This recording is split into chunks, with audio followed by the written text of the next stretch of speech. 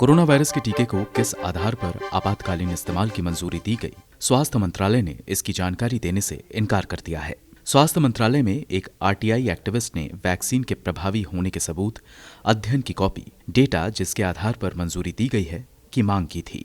इसके जवाब में central drugs standard control organisation ने सेक्शन 8D और ई का हवाला दिया। Central drugs standard control organisation ने अपने जवाब में कहा कि आरटीआई एक्ट का section 8(1) commercial confidence, trade secret और इंटेलेक्चुअल प्रॉपर्टी सहित जानकारी की रक्षा करता है। इस तरह की जानकारी देने से तीसरे पक्ष के कॉम्पिटिटिव पोजीशन को नुकसान होगा।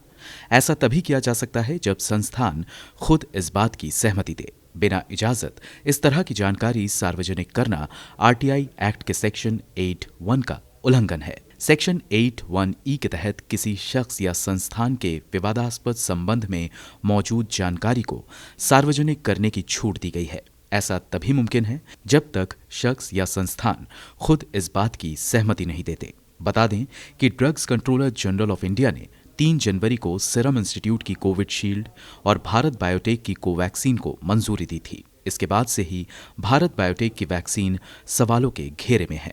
हालांकि बाद में भारत बायोटेक ने दावा किया कि उनकी वैक्सीन का 25,000 लोगों पर ट्रायल हुआ है, जबकि इस दौरान भी कंपनी ने ये जानकारी नहीं दी कि वैक्सीन की प्रभावी क्षमता क्या है। जानकार सवाल उठाते हैं कि वैक्सीन जब अपने ट्रायल फेज में ही है तो आखिर मंजूरी कैसे दी गई। 16 जनवरी से देश में टीकाकरण अभियान चल रहा है। हालांकि पहले चरण में स्वास्थ्य कर्मचारियों को टीका लगाया जा रहा है और अब तक 10 लाख स्वास्थ्य कर्मियों को टीका लगाया जा चुका है।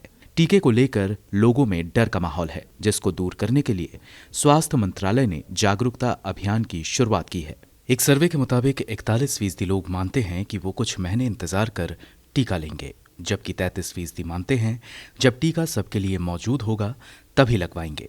ब्यूरो रिपोर्ट, गो न्यूज।